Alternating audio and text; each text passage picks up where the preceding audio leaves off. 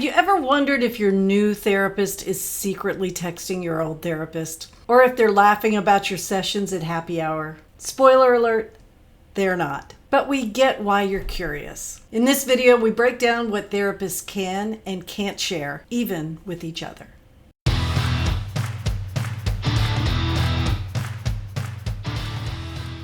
Okay, so Jennifer, have you ever seen like comedians and they'll talk about like, I bet my therapist gets on the phone with her other therapist buddies and they just crack up over the stuff that I go through in my therapy session or something like that. Oh, absolutely. And I've also fallen victim to that belief as well, thinking that, if I'm struggling with some crazy mental health thing, that my therapist is like, oh my God, I gotta tell everybody. Yeah, and we even talked about in the episode we did about do therapists need their own therapist, right? When we have stuff, we go to another therapist. We don't go to our husbands, we don't go to other therapists. I mean, I'm sorry, like our friend therapist, that's what I mean by that. But we absolutely do like go to our own personal therapist. But, and there's a giant but embedded in all of this, we don't share client confidential information. And it goes by a lot of different names: sensitive information, PHI, protected health information. And, sometimes clients, I think, first of all, well, I think there are two misconceptions. The first one is the first one, like I just said, oh my gosh, I'm going to get on the phone and talk about all the stuff I heard today. We don't do that. But I think the second misconception is they walk in as a new client and they think that we already have their information, especially if they've been referred by their physician or another therapist, right? I mean, because so many times I just did this the other day. I went to my physician and I was referred to another specialist, and they already had the information because I sign a form that everybody in this network has access to my health records. But with mental health, it's a little bit different, and there are different laws and different layers, right? Oh, absolutely. Yeah, so I know a lot of therapists out there, as they're going through, prior to getting fully licensed, they're encouraged to work for like community mental health and, an intensive outpatient program, often referred to as an IOP. And I've worked for an IOP, and a lot of times by the time I get to the client for therapy, they've seen a psychiatrist, they've seen a case manager, and they've seen a nurse. And I'm like, so, what brings you here for therapy? In a very generic sense. And a lot of times they're like, "Oh, I got to tell you again." Because they there's this conception that everybody knows, and we really don't. And a lot of that, we have our different layers of, HIPAA compliance and our state compliance, and we also have a code of ethics, whether we're a social worker or a licensed professional counselor or a licensed marriage and family therapist. We all have to abide by these certain rules and regulations that stipulate what I can and cannot share, even if you're another therapist. I can't even ask you, was this person a client of yours? And you can't tell me that person was a client of yours unless there's certain documents in place. Yeah, and that's the ROI, the release of information. And when you go to your brand new physician, you're filling out so many things you may not even realize that you're filling this out. Especially if you're going into, let's say, a system like Jennifer you're describing, right, where there's so many specialists. They're basically saying, hey, we're going to share this with all of these people. But you do notice it when it asks you to, for instance, fill out the name of your partner, and hey, can we share, records with this person in case, of an emergency, right? And sometimes that's what it looks like, is sort of an emergency contact form. And so then you're aware, oh, yes, I'm giving permission for you to share information with my husband, my partner, my wife, whatever. And so in that sense, yeah, we can share information. But there are some really important differences. And Jennifer, you were talking about like in law enforcement, because that can be confusing, especially when we can Google mugshots and court records, right? I mean, it's different. Very different. In a previous life, I worked in law enforcement, and when you commit a crime, even if you're just a suspect, your information's been entered in this database that all of these other agencies are privy to. Now, they can't go and tell their next door neighbor or their sister's friend's cousin, hey, Bobby Sue, she was down at the pool hall and she was drunk. I mean, they're not doing that, but your information is out there. If you get arrested, that's not an admission of guilt and that's not a conviction, but your mugshot is still on Lubbock County mugshots for now until ever. And you have to go through a lot of stuff to get it expunged. And I think a lot of people don't realize that all of that doesn't translate over into the various professions. They just think, oh, everybody's going to know about this. If I talk about this trauma I had at 6, who else is going to know about the trauma I had at 6? And is it safe with this person? Yeah, I wonder if, even folks listening to this right now, if they've been on the fence about, going to see a therapist and they're like looking at the title of this and they're like, oh, I got to know this because you've been holding back from therapy thinking that the therapist is going to share when they shouldn't. Or you're that person who thinks that they know everything when you sit down across from them at the first meeting.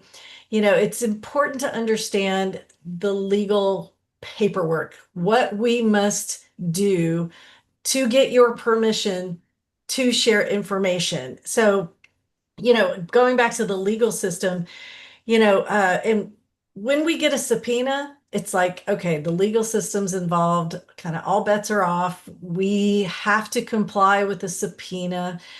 Are we going to share information? Well, we're still going to advocate for you. We're still going to be like, I really don't want to share. Is there any other way we can get around this? Okay, is there any way that I don't have to share this? Maybe I can just give you a summary, right? We're going to continue to fight to protect your information because that's our job. We, you own that information. Anything that comes out of your mouth belongs to you. And all we are the custodians, right? It's like if I loaned you my car, right? I'm loaning you my car and not giving it to you, right? So I don't drive it all over the place and share it with your friends. When your information is given to us, we are mandated by all the things Jennifer was talking about to protect that. And so, most states and HIPAA have conditions under which we must reveal, and that's, just a few, if you're a danger to yourself, you're a danger to someone else, you release and you give us information about current ongoing child abuse, elder abuse, and of course the subpoena. So one of the things that's really important is that you understand that at the first meeting because back in the day we'd hand you a stack of paper and say, okay, read all this and sign it and then we can get going with your session, and you're like, oh my gosh, I want to get through this because I want to start talking. Nowadays we're most likely going to send you a link, but it's important that your therapist actually explain to you what you're signing, but most importantly, about those exceptions to confidentiality, right? I mean, Jennifer, you talked about that before.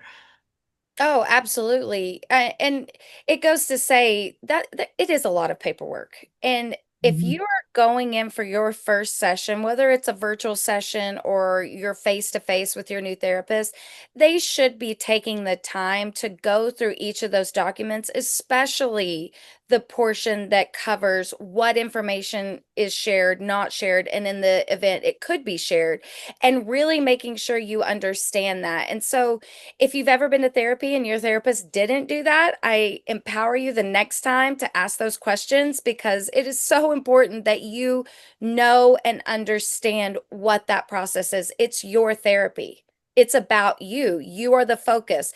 And if you don't know what's going on or you don't have any idea of, the process and the methods, I mean, we do. Obviously, it's our profession. Then you have the right to ask those questions and get that information. Absolutely. Um, you made me think of, so okay, let's say I've got the release. I'm the therapist, right? I've got the release of information. You signed it. You're my client. And so I'm looking at this thing and I think, okay, I've got a golden ticket. Now I'm just going to share, share, share, share. No, wrong. That's not how this works either. Oh, On a great. piece of information, the client gets to specify what is shared, and it must be specified with whom it can be shared. So if you come to that first session and you're saying, I really would like you to talk to my physician. They have my records. It's important you understand what medical conditions I'm going through. I'll say, hey, that's great. Fill this out. Put your physician's name, put their contact information. We'll both sign it. We'll put it down when, how long this lasts, how long I have this permission.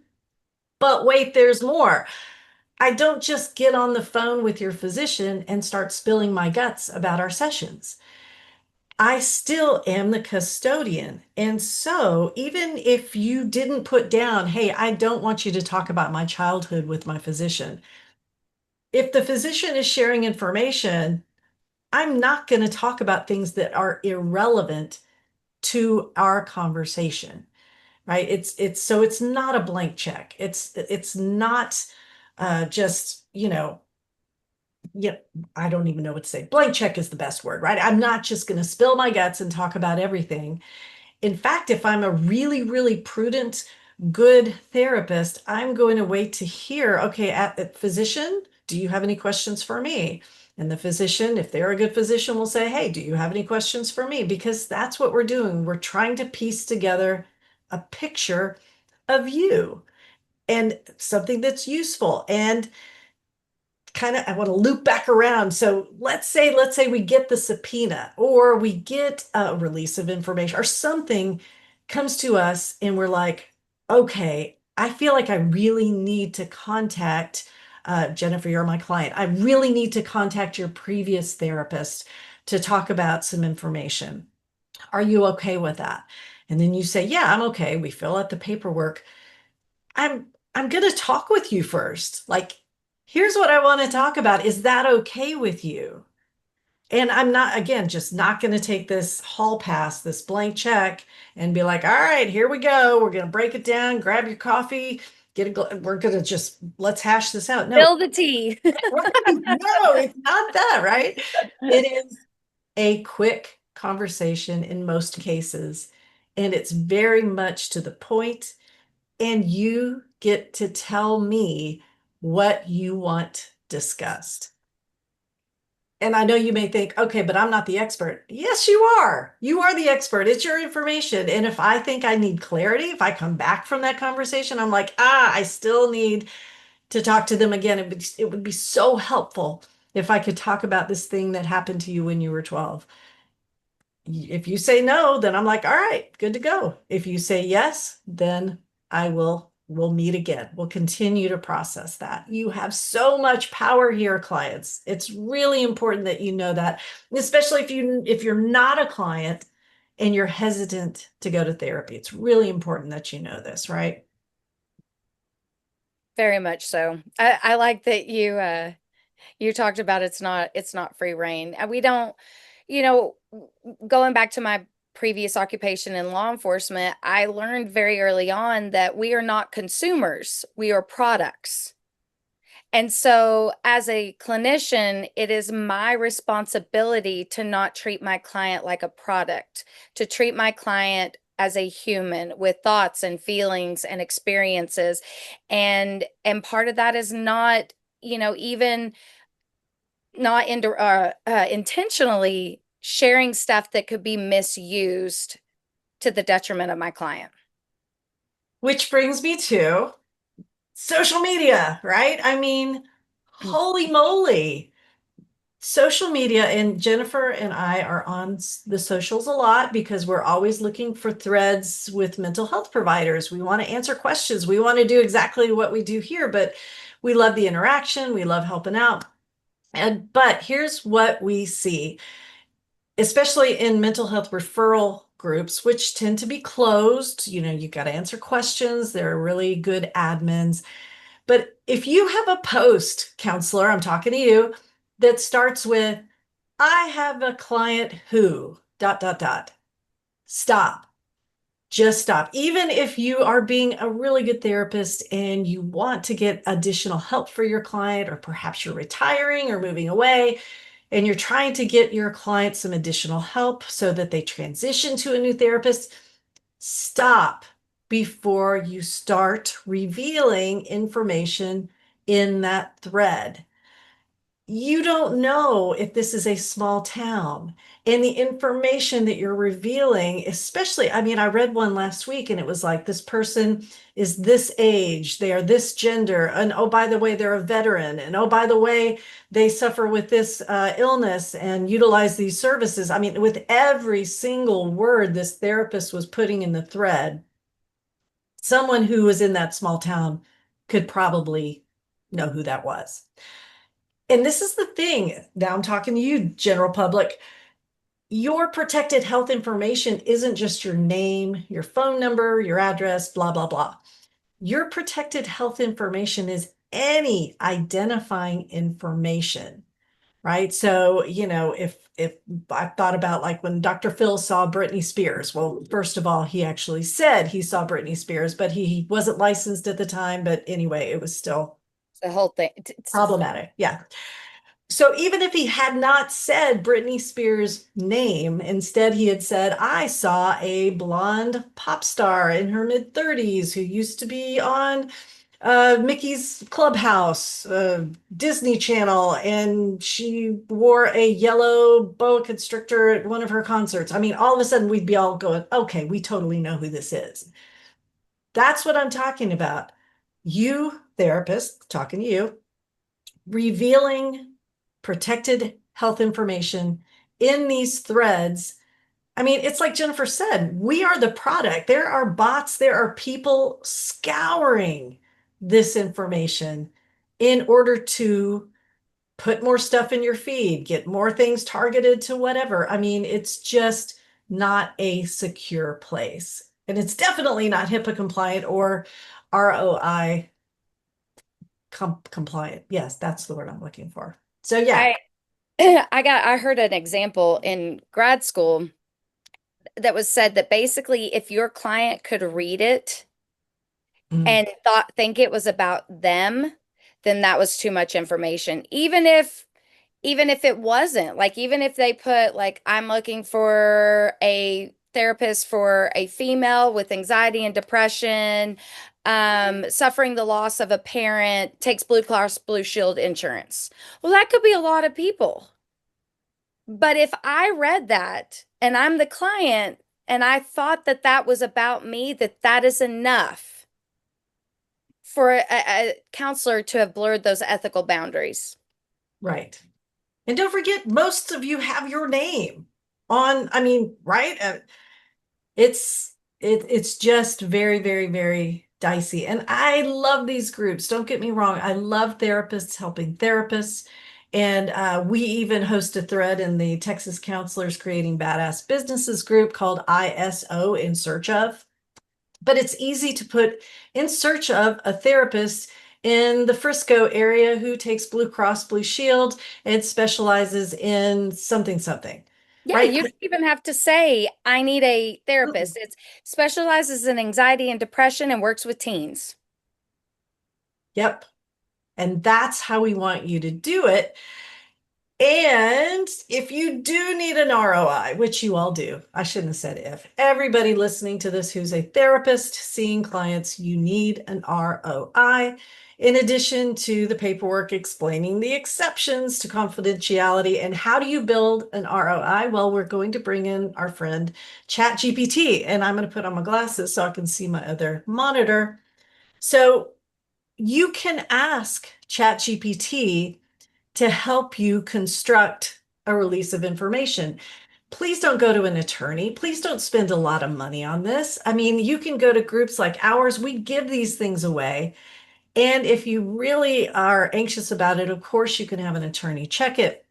But if you give Chat GPT a prompt, something like, help me write a HIPAA compliant release of information form for a counseling private practice in, insert the name of your state, include fields for client name, provider name, recipient purpose, type of info released, time limits, and signature. And then, of course, you can customize it, add your practice name, your contact info, include what types of information can be released. Remember what we said earlier, client has the power. So make sure you give them those options, even if it's just a blank, like a line, helping you understand what you can and cannot release. And then include expiration dates, which generally, if there's no expiration, it's 12 months from the date that it's signed that it will expire. And the language that the client, for revocation purposes, and the spoiler alert, the client can revoke this at any time. You just want to make sure you have that in your ROI so that the client knows that they have that power, right? So go to your favorite GPT, I guess not GPT, your favorite AI. I'm a Chat GPT fan, and you can build your own ROI with your brand and your information, and you're good to go. I mean, if you follow the stuff we're talking about in this episode, I mean, you're going to be good. But I get it. You want to contact an attorney, have them double check with you. Please, please do so. As long as you feel good, as long as you're feeling comfortable, and mainly for the potential clients listening to this, if this is what's been holding you back from going to therapy, I want you to feel empowered. Now you've got some questions you can ask this brand new therapist, this potential therapist that you're also going to interview, right? They're not just interviewing you, you're interviewing them. And now you've got some information about how we handle protected health information. So go to therapy. All right. If this helped demystify how therapy actually works, hit subscribe, tap like, and get your essential guide to private practice at katewalkertraining.com/free guide. Your story is yours. We're just here to help you protect it.